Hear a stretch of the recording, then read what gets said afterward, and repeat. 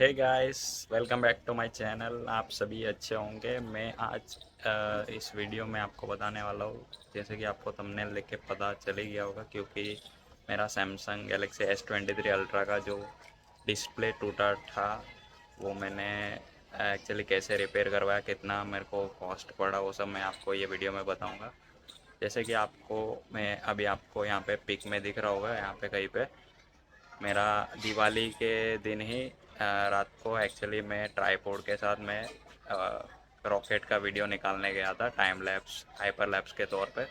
वहाँ पे मेरा ट्राईपोड के साथ ही मेरा मोबाइल गिर गया। तो आप देख सकते हो बहुत ख़राब से गिर गया और साइड के एडजेस के पास ही क्रैक पड़ा और पूरा फैल गया था।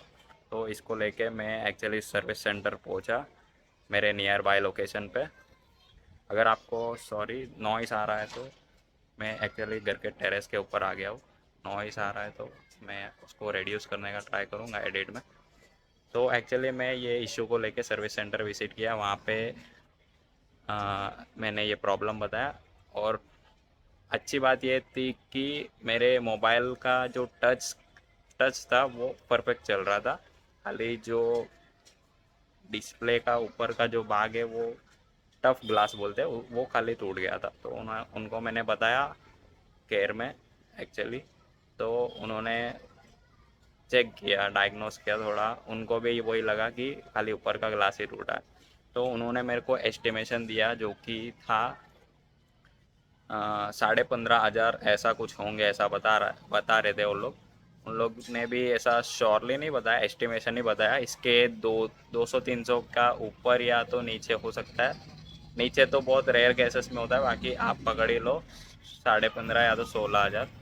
तो मैंने बोला मैं तो एग्री हूँ, मैं तो मेरे को तो बनवाना था, तो क्योंकि डिस्प्ले बहुत ख़राब दिख रहा था और ऊपर से मेरे को एक्चुअली बनवाना ही था। और मेरा मोबाइल एक्चुअली एब्रॉड पेज था, और अगर वारंटी में होता तो भी नहीं बनता। एक्चुअली सैमसंग इंटरनेशनल वारंटी वैसे प्रोवाइड करता भी नहीं है। और ये अब्रॉड पीस था, और हमने कोई एक्सीडेंटल डैमेज वाला कोई एक्स्ट्रा इंश्योरेंस नहीं लिया, जो कि लेना चाहिए था। तो मैं एग्री था और उनको बोला कि बना दो। तो उन्होंने बोला है कि ये एक्चुअली पार्ट मंगाना होता है। तो मैंने बोला अच्छा मंगा दो, मैं कितने दिन लगेंगे वो सब डिटेल्स पूछ लिया था उनको। फिर उन्होंने बोला है कि 2 से 3 दिन लगेंगे, और उनको थोड़ा अब्रॉड पीस के कारण उनको थोड़े फॉर्मेलिटीज़ वो सब देखने होते हैं, उन्होंने वो सब बता दिया मेरे को। और मैंने एक्चुअली 2 सर्विस सेंटर विजिट किए, आपको भी वही करना होगा, क्योंकि मेरे को एक्चुअली प्राइस का डिफरेंस कौन से सर्विस सेंटर में क्या क्या है वो सब पूछना था। तो मैंने एक्चुअली 2 सर्विस सेंटर में पूछा था, और दोनों में क्या फ़र्क था, प्राइस में तो कोई फ़र्क नहीं था, दोनों में सेम ही प्राइस बोला उन्होंने। बट मेरे को एक सर्विस सेंटर में उन्होंने बोला था कि आपका ये स्क्रीन जो भी होगा उसका कोई वारंटी नहीं होगा। और दूसरे सर्विस सेंटर में मेरे को उसने 3 महीने का मेरे को वो दिया, वारंटी दिया।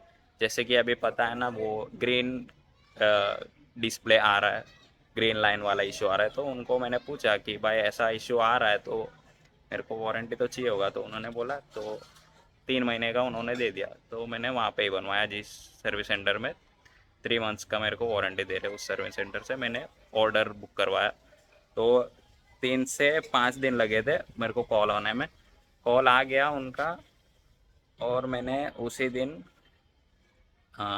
सर्विस सेंटर विजिट किया। एक्चुअली ऑर्डर देने से पहले मैंने पूछा कि क्या है ये, कितने दिन में बनेगा। तो उन्होंने मेरे को बोला था कि कुछ मोबाइल आपको सर्विस सेंटर में रखने की ज़रूरत नहीं है, आपको खाली 2 घंटे लगेंगे इसको फिक्स करने में उनको।